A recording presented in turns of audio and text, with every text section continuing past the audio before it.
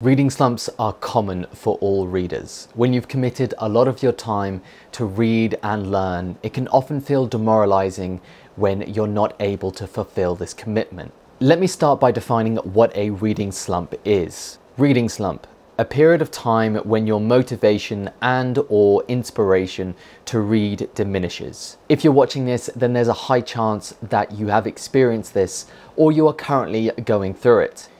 I know that I've been in the position many times, either because of my approach to reading or due to external factors that were out of my control. Today I want to talk about two things that you can do in order to get out of a reading slump. The first method is to reread your favorite books. Personally, I put an incredibly high importance on rereading my favorite books often. One of the main causes of a reading slump is an overwhelming amount of books on your TBR list. If that's the case, I recommend you reread some or even one of your favorite books to rekindle some of your motivation for reading. Some of these books include 12 Rules for Life by Jordan B. Peterson, The Obstacle is the Way by Ryan Holiday, Atomic Habits by James Clear, Deep Work by Cal Newport, Grit by Angela Duckworth, and The Science of Storytelling by Will Storr.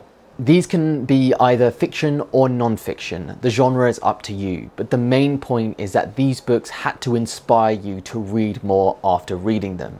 There is no use in rereading a book that didn't inspire you to read more. That's the key. It needs to inspire you to read more, and you need to rekindle that passion for learning. If you have a book like that, or even a stack of books like that, then I encourage you to reach for your shelf and pick those to read immediately. The second method is to read more widely. Once we find something that we like, we often stay within that domain for a long period of time. This can be good to understand a concept or topic in depth, but it can also result in closed-mindedness and ultimately boredom.